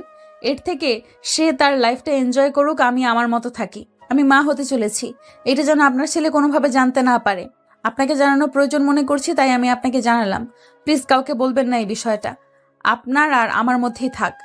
মা, এইবার অন্তত বাসায় চলে আসো, আর রাগ করে থেকো না। স্বাধীন তার নিজের ভুল বুঝতে পারছে, শুধু মুখ ফুটে বলতে পারছে না। আর আমাদেরকে দাদা দাদির অধিকার থেকে বঞ্চিত করো না তুমি। তারপর টুকিটাকি স্বাধীনের মা আর পপি কথা বলতে লাগে। পপি তাদের বাসায় যেতে এখনো নারাজ, কারণ যেখানে তার ভালোবাসা নেই সেখানে যাওয়ার কোনো মানেই হয় না। এভাবে পেরিয়ে যায় আরো 6টা মাস। স্বাধীন ক্লাস করছিল, তখনই ক্লাসরুমে চলে আসে পপি। ওনার দিকে তাকিয়ে আছে সবাই ট্যাপ ট্যাপ করে। তখনই স্বাধীনের পাশে থাকা সজীব স্বাধীনকে কোন দিয়ে গুঁতা দিয়ে বলতে লাগে, কে ভাই, তুই তো অনেক কৃপণ রে। বাবা হতে চলেছিস আর একবার আমাদেরকে বলার প্রয়োজন মনে করলি না? তুই তো দেখছি। দেখ, তোকে কিন্তু আজকে আমাদের সবাইকে টিক দিতে হবে। একটা বার আমাদেরকে বলতেও পারতে। কি বলছে সেইগুলো? বাবা হতে চলেছি মানে? তোর কথার আগামাথা কিছুই তো বুঝতে পারছি না আমি। পপি ম্যাডামের দিকে ভালোভাবে তাকা, তাহলে বুঝতে পারবে। সজীবের কথা শুনে স্বাধীন পপির দিকে ভালোভাবে তাকিয়ে দেখে পপির পেট ফোলা। এমন ভাবে চলে আসে যেন যে কেউ মনে করবে পেটে বাচ্চা আছে, কিন্তু কিভাবে এমনটা সম্ভব স্বাধীন কোনোভাবেই বুঝে উঠতে পারছে না। আমাদেরকে উল্লু বানানো, তাই না? কয়েকদিন পর বাচ্চা বাবা হতে চলেছিস। ভাই বিশ্বাস কর, তারপর স্বাধীন সজীবকে তার আর পপির সম্পর্কে শুরু থেকে শেষ পর্যন্ত বলতে লাগে। সজীব স্বাধীনের কথা শুনে যেন আকাশ থেকে মাটিতে পড়ে। কিভাবে এসব সম্ভব? তার মানে পপি ম্যাডাম দুশ্চরিত্র একটা মহিলা। ভাবতেও কেমন যেন অবাক হচ্ছে। যতদিন ধরে চিনে তখনও তার চরিত্রে কিঞ্চিত পরিমাণে ভুল ইঙ্গিত দেখতে পায়নি সে। আজ কিনা এত কিছু হয়ে গেল। দেখ, আমার মনে হয় কি কোনোভাবে না কোনোভাবে তুই ওই বাচ্চার বাবা। পপি ম্যাডামকে আমরা যতদিন ধরে চিনি সে কোনোভাবেই দুশ্চরিত্রা মহিলা না। এই বাচ্চা বাবা তুই কোনোভাবে ওনাকে এগিয়ে জিজ্ঞেস কর, তাহলে তুই সত্যিটা জানতে পারবি। আমি বলি কি, ক্লাস শেষ হওয়ার পর ম্যাডামকে স্থানে দেখে নিয়ে গিয়ে বলিস, তাহলে ম্যাডাম সবকিছু খুলে বলবে। তখন না হয় কনফিউশন থেকে দূর হতে পারবি। যে কথা সেই কাজ।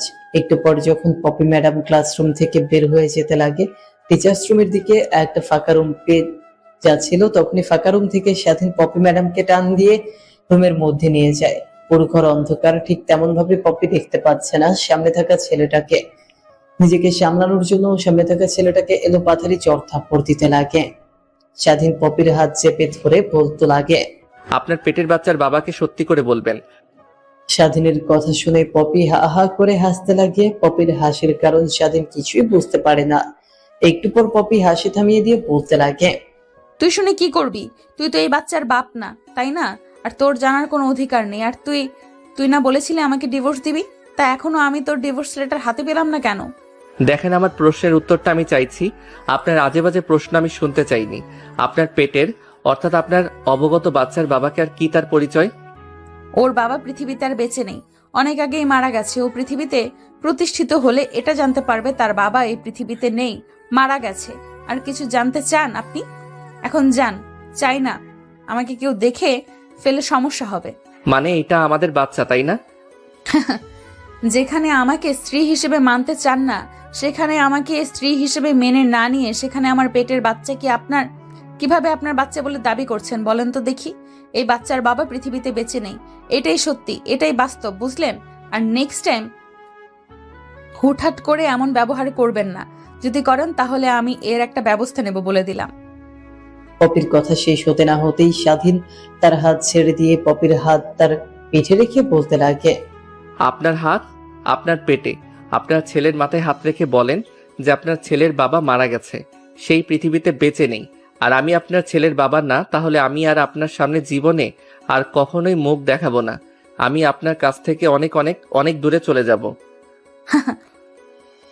আমার বাচ্চার বাবা বেঁচে আছে, আর বাচ্চার বাবা কেউ না, তুমি। স্বাধীন পপির কথা শুনে অনেকটা খুশি হয়। নিমিষেই তার চোখে অশ্রু নেমে আসে। এই অশ্রু যেন দুঃখের না, সুখের অশ্রু। তারপর পপির হাত ট্রেনের রুম থেকে বের করে কলেজের পাশে থাকা লেকের পাড়ে গিয়ে একটা প্রান্তিতে বসে দিয়ে পপিকে আর স্বাধীন মাটিতে বসে পপির কাছে বলতে লাগে, প্লিজ আমাকে ক্ষমা করে দেন, আমি আপনাকে ছাড়া অচল, আপনি ছাড়া আমি এই জীবনে বড় দুষ্কর। প্লিজ প্লিজ প্লিজ আপনি আমাকে ক্ষমা করে দেন। আর আমার সঙ্গে আমার বাসায় চলুন। আপনি বের হয়ে যাওয়ার পর থেকে এই 8টা মাস আমি কিভাবে কত কষ্ট করে যে আমি বাসায় রয়েছি একমাত্র আমি জানি আর উপরওয়ালা জানে। বাসায় গেলেই সবসময় অবহেলার শিকার হচ্ছি। কেউ ভালোবাসে না, সবসময় সবাই যত ভালোবাসতো এখন কেউ আমার যত্ন নেয় না, খেয়েছি কিনা খেয়েছি সেটাও জানতে চায় না। তো আমি কি করব? আমি কেন আপনার বাসায় যাব? আর আপনাকে ডিভোর্স দিতে হবে না, অল্প কিছুদিনের মধ্যে আমি আপনাকে ডিভোর্স পাঠিয়ে দেব। প্লিজ সেই ডিভোর্স লেটারে সই করে দিয়েন। আর এই বাচ্চার অধিকার নিয়ে কখনো আমার সামনে আসবেন না। এই বাচ্চার যখন ভূমিষ্ঠ হবে তখন তার বাবার নামের জায়গা লেখা থাকবে মৃত, বুঝলেন? প্লিজ তুমি মোটেও এমন কাজ করো না, আমার বাবুকে আমার কাছ থেকে দূরে সরিয়ে রেখো না। স্বাধীনকে আর কোনো কথা বলতে না দিয়ে সেখান থেকে উঠে চলে যায় পপি। স্বাধীন সেখানে ঠাই মেরে দাঁড়িয়ে থেকে কান্না করছে তো করছে, নিজেকে শুধু দোষারোপ করছে। সেখানে আর দাঁড়িয়ে না থেকে ক্লাসরুমে গিয়ে কাঁধে ব্যাগ ঝুলিয়ে ক্লাসরুম থেকে বের হয়ে পার্কিং লট থেকে বাইকটা নিয়ে সোজা বাসায় চলে যায়। দরজার কলিং বেল দিতেই কাজের মেয়ে সে দরজা খুলে দেয়। বাসার রুমে গিয়ে দেখে তার মা আর বোন বসে আছে। স্বাধীন তার মার কাছে গিয়ে বসে তার পা জড়িয়ে ধরে বলতে লাগে, মা, আমি অনেক ভুল করেছি। আমি তো ওনার কাছ থেকে অনেক ক্ষমা চাচ্ছি, কিন্তু আমাকে তো তিনি কোনোভাবেই ক্ষমা করে দিচ্ছে না। তোমরা বললে ক্ষমা করবে, আমি জানি তোমাদের সঙ্গে এখনো ওনার কথা নাই। প্লিজ একটু বলো না আমাকে যেন ক্ষমা করে দিয়ে পুনরায় আমার কাছে চলে আসে। স্বাধীনের মা স্বাধীনের কথা এক কান দিয়ে শুনে অন্য কান দিয়ে বের করে দিচ্ছে। এভাবেই কেটে যায় আরো অনেক কয়টা দিন। স্বাধীন প্রতিনিয়ত পপির কাছে গিয়ে তার অধিকার চায়, কিন্তু পপি স্বাধীনকে তার অধিকার দিতে বারবার নারাজ থাকে। দেখতে দেখতে ডেলিভারি অর্থাৎ বাচ্চা ভূমিষ্ঠ হওয়ার দিন ঘনিয়ে আসে। কলেজ থেকে ছুটি নিয়ে এখন পপি বাসায় থাকে, তাই স্বাধীন পপিকে দেখতে পায় না। পপির বাসায় অনেকবার গিয়েছে, বাট গেটের দারোয়ান স্বাধীনকে বাসার মধ্যে ঢুকতে দেয়নি, গেট থেকে তাড়িয়ে দিয়েছে। রাতের বেলা অনেকবার চেষ্টা করেছে, ছাদে গিয়ে সোজা পপির রুমে গিয়ে তার পায়ে ধরে মাফ চেয়েছে, কিন্তু পপি মাফ করে দিতে নারাজ হয়। এভাবে অনেকটা সময় পার হয়ে যায়। পপির প্রসব ব্যথা উঠলে তার বাবা তাকে হাসপাতালে নিয়ে যায়। অন্যদিকে পপি তার ফোন বের করে স্বাধীনের মা বাবা আর বোনকে ফোন করে হাসপাতালে অ্যাড্রেসটা বললে তারা হাসপাতালে চলে আসে। অন্যদিকে স্বাধীন তার রুমে বসে থেকে কান্না করছিল। তখনই স্বাধীনের ফোনে সজীব ফোন করে বলতে লাগে, স্বাধীন কই তুই? এই হসপিটালে চলে আয়, দেখ তোর কত কিউট একটা ছেলে হয়েছে, আমরা সবাই দেখেছি, তুইও চলে আয়। তারপর সজীব সেদিন স্বাধীনকে হসপিটালের অ্যাড্রেসটা দিতেই স্বাধীন ফোনটা কেটে দিয়ে বাইক দিয়ে ফুল স্পিডে হসপিটালে চলে আসে। হসপিটালে এসে কেবিনে এসে দেখে সবাই বাবুকে নিয়ে দেখছে। তারপর স্বাধীনের মা স্বাধীনের হাতে তার ছেলেকে ধরিয়ে দিয়ে এক এক করে রুম থেকে সবাই চলে যায়। তারপর স্বাধীন তার ছেলেকে কোলে নিয়ে মুখে মাথায় গালে চুমু খেতে লাগে। তারপর পপির কাছে নিয়ে গিয়ে তার পাশে শুয়ে দিয়ে পুনরায় পপির পা চেপে ধরে বলতে লাগে, এই খুশির দিনে আমাকে আর কষ্ট দিয়েন না প্লিজ। আমাকে ক্ষমা করে দেন, আমি আমার ভুল বুঝতে পারছি। আমাকে বাবার অধিকার থেকে সরিয়ে দিয়েন না, আর কখনো আমি আপনাকে ভুল বুঝবো না। আপনাকে আমি অনেক ভালোবাসবো, আমি অধিকার দেব। কথাটা বলছে আর অঝরে কান্না করছে। স্বাধীনের কান্না দেখে নিমিষেই পপি হাসি দিয়ে ওঠে। পপির হাসি দেখে স্বাধীন তার চোখের পানি মুছে পপির দিকে ড্যাব ড্যাব করে তাকিয়ে বলে, প্লিজ আমাকে ক্ষমা করে দাও। হয়েছে হয়েছে বাবা, হয়েছে। এক বাচ্চার বাবা হয়ে গেছো, আর এত ক্ষমা চাইতে হবে না। ক্ষমা করে দিলাম, বাট একটা শর্তে। কি শর্ত? আমি তোমার হাজারটা শর্তে রাজি আছি।